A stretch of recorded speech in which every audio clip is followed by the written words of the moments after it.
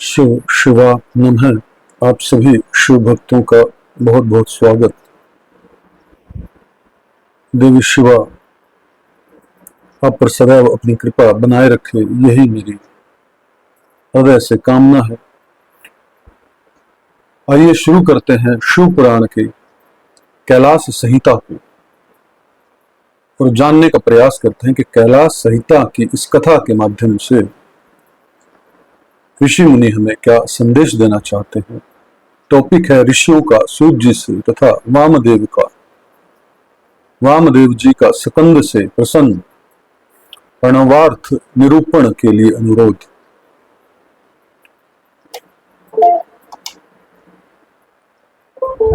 जो प्रधान प्रकृति और पुरुष के नियंता का तथा सृष्टि पालन और संहार के कारण है, उन पार्वती सहित शिव को उनके पार्षदों और पुत्रों के साथ प्रणाम है। ऋषि बोले, सूत जी, हमने अनेक आर्यशयानों से युक्त परम मनोहर उमा संहिता सुनी। अब आप शिव तत्व का ज्ञान बढ़ाने वाली कैलाश संहिता का वर्णन कीजिए। व्यास जी ने कहा, पुत्रों, शिव तत्व का प्रतिपादन करने वाली दिव्य कैलाश संहिता का वर्णन करता हूं, तुम प्रेम पूर्वक सुनो। तुम्हारे प्रति स्नेह होने के कारण मैं तुम्हें यह प्रसंग सुना रहा हूं।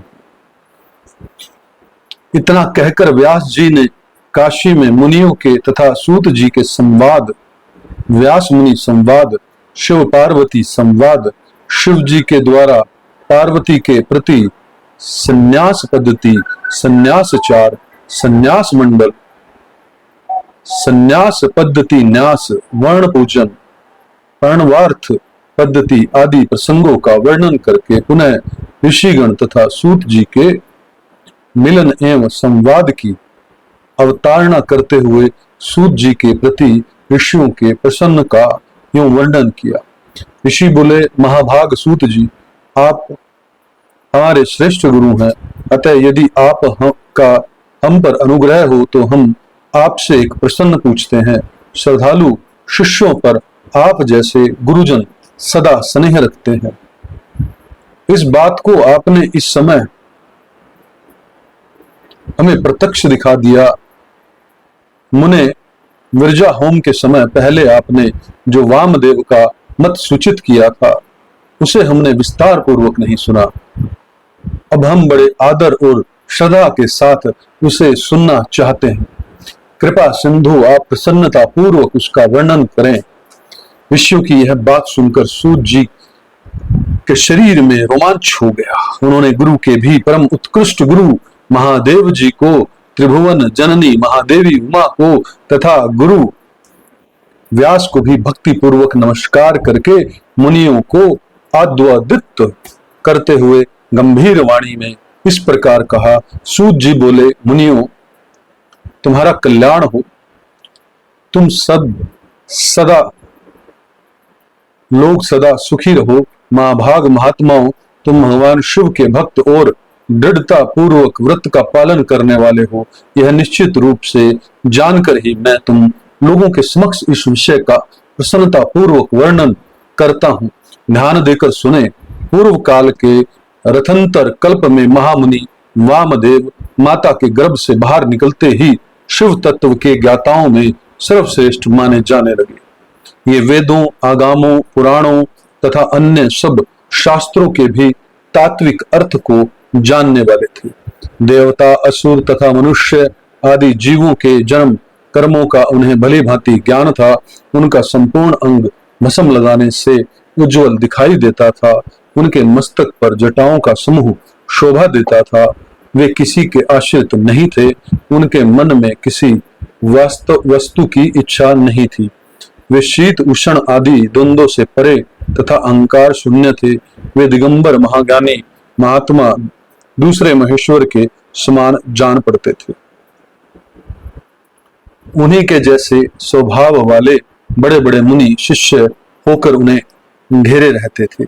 वे अपने चरणों के स्पर्श जनित पुण्य से इस पृथ्वी को पवित्र करते हुए सब ओर विचरते और अपने चित्त को निरंतर परमधाम स्वरूप परब्रह्मा परमात्मा में लगाए रहते थे।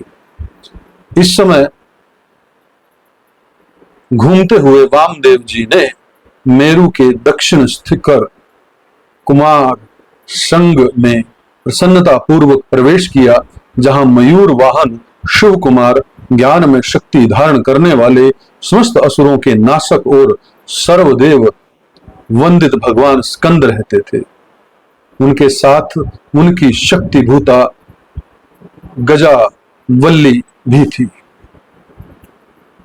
वही सकंदसर के नाम से प्रसिद्ध एक सरोवर था, जो समुद्र के समान अगाध एवं विशाल दिखाई देता था। उसका जल ठंडा और स्वादिष्ट था। वह सरोवर स्वच्छ, अगाध एवं बहुत जल राशि से पूर्ण था। उसमें संपूर्ण आश्चर्यजनक गुण विद्यमान थे। वह जलाशय स्कंद स्वामी के समीप ही था। महामुनि वामदेव ने शिष्यों के साथ उसमें स्नान करके शिखर पर बैठे हुए मुनि वृंद सेवित कुमार का दर्शन किया। वे उगते हुए सूर्य के समान तेजस्वी थे।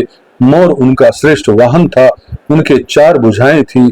सभी अंगों से उदारता सूचित होती थी। मुकुट आदि उनकी शोभा बढ़ा रहे थे। रतन भूत 2 शक्तियां उनकी उपासना करती थी।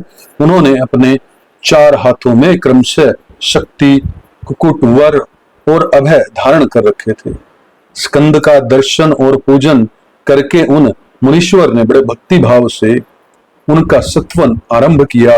वामदेव बोले, जो प्रणव के वाचार्थ, प्राणवार्थ के प्रतिपादक, प्रणवक्षर रूप बीज से युक्त तथा प्रणव रूप हैं, उन आप स्वामी कार्तिकेय को बारंबार नमस्कार है।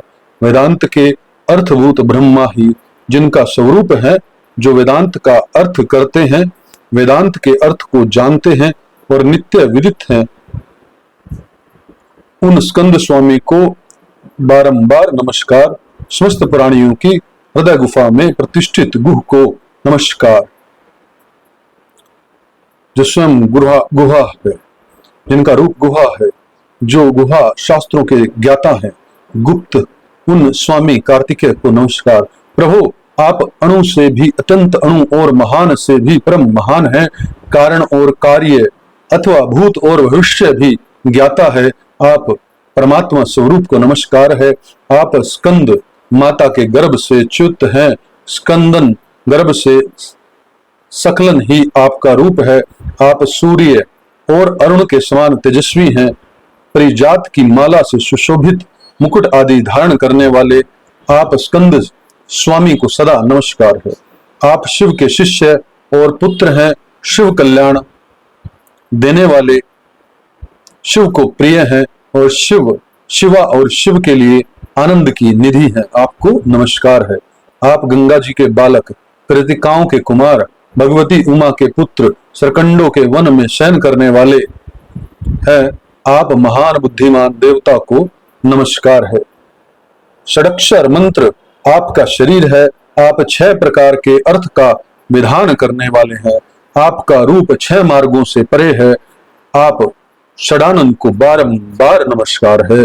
द्वादशतमन आपके 12 विशाल नेत्र और 12 उठी हुई भुजाएं हैं। उन भुजाओं में आप 12 आयुध धारण करते हैं। आपको नमस्कार है। आप चतुर्थ भुजधारी, शांत तथा चारों भुजाओं में क्रमशः शक्ति, कुट, वर और अभय धारण करते हैं। आप असुर विदारण देव को नमस्कार है। आपका वक्षस्थल गजावल्ली के कुचों में लगे हुए कुमकुम से अंकित है। अपने छोटे भाई गणेश जी की आनंदमयी महिमा सुनकर आप मन ही मन आनंदित होते हैं। आपको नमस्कार है। ब्रह्मा आदि देवता, मुनि और किन्नर गणों से गाई जाने वाली गाथा विशेष के द्वारा इनके पवित्र कीर्ति धाम का चिंतन किया जाता है। उन आप स्कंद को नमस्कार है। देवताओं के निर्मल किरीट को विभूषित करने वाली पुष्प मालाओं से आपके मनोहर चरणाविंदों की पूजा की जाती है, आपको नमस्कार है। जो वामदेव द्वारा वर्णित इस दिव्य स्कंद स्तोत्र का पाठ या श्रवण करता है वह परम गति को प्राप्त होता है। यह स्तोत्र बुद्धि को बढ़ाने वाला, शिव भक्ति की वृद्धि करने वाला, आयु, आरोग्य तथा धन की प्राप्ति कराने वाला और सदा संपूर्ण अभिष्ट को देने वाला है। वामदेव ने इस प्रकार देव सेनापति भगवान स्कंद की स्तुति करके 3 बार उनकी परिक्रमा की और पृथ्वी पर दंड की भांति गिरकर नतमस्तक हो बारंबार साष्टांग प्रणाम और परिक्रमा करने के अनंतर वे विनीत भाव से उनके पास खड़े हो गए। वामदेव जी के द्वारा किए गए इस परमार्थ पूर्ण स्तोत्र को सुनकर महेश्वर पुत्र भगवान स्कंद बड़े प्रसन्न हुए। उस समय वे महासेन वामदेव जी से बोले, मुने, मैं तुम्हारी की हुई पूजा, स्तुति और भक्ति से तुम पर बहुत प्रसन्न हूं। तुम्हारा कल्याण हो। आज मैं तुम्हारा कौन सा प्रिय कार्य सिद्ध करूं। तुम योगियों में प्रधान, सर्वथा परिपूर्ण और निष्प्रह हो। इस जगत में कोई भी ऐसी वस्तु नहीं जिसके लिए तुम जैसे वीतराग महर्षि याचना करें। तदापि धर्म की रक्षा और संपूर्ण जगत पर अनुग्रह करने के लिए तुम जैसे साधु संत भूतल पर विरचते रहते हैं। ब्रह्मांड, यदि इस समय मुझसे कुछ सुनना हो तो कहो, मैं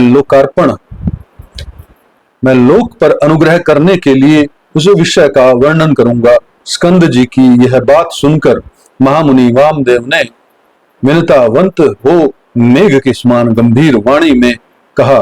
वामदेव बोले, भगवान, आप परमेश्वर हैं, अलौकिक और लौकिक सब प्रकार की विभूतियों के दाता हैं, सर्वज्ञ, सर्वकर्ता, संपूर्ण शक्तियों को धारण करने वाले और सबके स्वामी हैं। हम साधारण जीव हैं।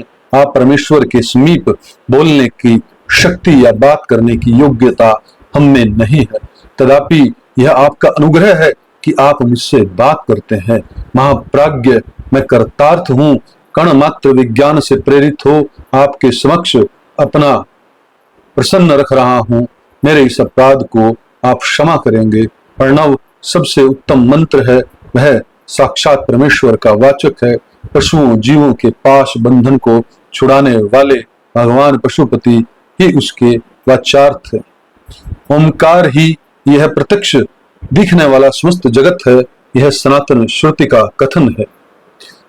ओम यह ब्रह्मा है, यह सब का सब ब्रह्मा ही है, इत्यादि बातें भी श्रुतियों द्वारा कही गई हैं। इस प्रकार मैंने समष्टि और व्यष्टि भाव से प्रणवार्थ का श्रवण किया।